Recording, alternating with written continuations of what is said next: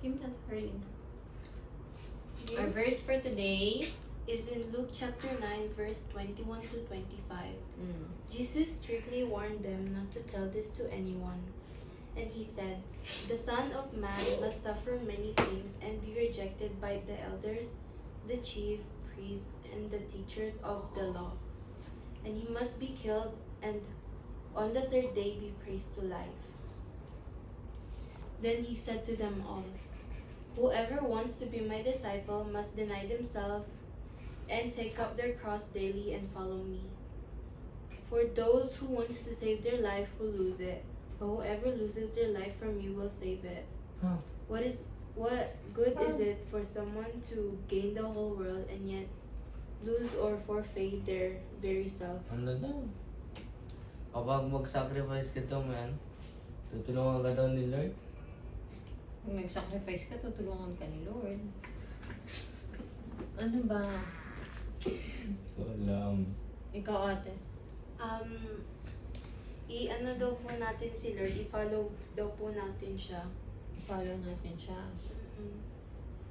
Ako, ang nakuha ko naman dito, sabi dito, "The Son of Man must suffer many things and be rejected by the elders." Sabi dito, di ba? So parang sinasabi dun sa umpisahan ng verse na Jesus experienced rejection and sufferings nung nasa Pinako siya mundo sa pa siya, krus. di ba? And sinabi naman sa huli, then he said to them all, "Whoever wants to be my disciple must deny themselves and take up their cross daily and follow me." Sinabi dito,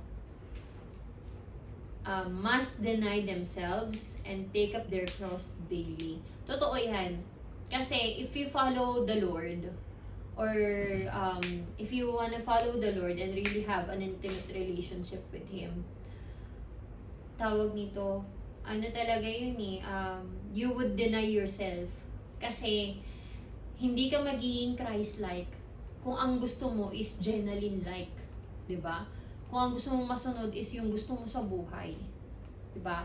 Tatandaan mo na you are in this world to be Christ-like. Diba? So, doon pa lang, you already have to deny yourself if you really want to follow the Lord. Sabi ko nga na ang hirap naman, Lord. Kasi, bakit kailangan hindi ko intindihin, hindi ko intindihin yung nararamdaman ko. Bakit mas kailangan isipin ko yung ibang tao at yung nararamdaman nila? Nakakalungkot sa maraming pagkakataon pag naiisip ko yun. Pero, sabi nga, di ba, you have to deny yourself para masunod mo. Hindi, accepted ka ni Lord na whatever happens. Pero, if you wanna have this intimate relationship with the Lord, it's very important to follow Him. And to follow the Lord, you have to understand na it is not you're not the director of your life anymore. It would be Jesus. It would be God. And whatever God or Jesus gave you, you have to accept that. Even if it means sufferings, 'di ba? Kasi hindi naman pwedeng blessings lang ang tinatanggap natin kay Lord, 'di ba? Even Jesus experienced sufferings. And sabi nga doon, you have to take up your cross daily. Tama ba yun, Carlene? Sinabi doon.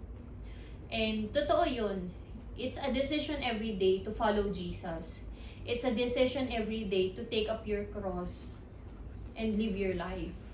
Kasi it was never promised ng Bible na your life would be easy here. Kasi even Jesus experienced sufferings nga, di ba? So, for us to be whole or Christ-like, we have to experience sufferings as well, because sufferings make us a better person, a stronger person, and a better Christian. Kasi kapag ka nasasaktan ka, doon mahirap maging mabuti. Kapag nasasaktan ka, doon mahirap gumawa ng tama, 'di ba? Pero doon matitest yung kabutihan mo kung gaano ka genuine yun. Doon din matitest yung pagmamahal mo sa ibang tao at sa pagmamahal mo sa Diyos. Kung gaano kalakas yun at kadip yun. 'Diba? So, you will never test something. Sabi nga, 'di ba, you will only test a real gold pag inilagay mo siya sa fire. And that's the same goes with your love for the Lord and with your love for other people. It will only be tested kapag ka meron kang napagdaan ng struggle between people and, yung mga bagay na pwede ka magtampo sa Panginoon, bakit nangyayari yung mga ganyang bagay, 'di ba? Doon mapapatibay yung paniniwala mo sa Kanya, pagmamahal mo sa Kanya, at relasyon mo sa Kanya. Pero tatandaan mo, sinabi nga dito, the world rejected Jesus, 'di ba? So, you cannot please all the people in your life. Mag-focus ka sa pinapagawa sa iyo ng Panginoon.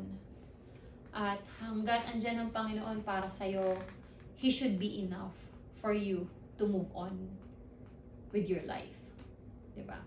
So, that's our verse for today.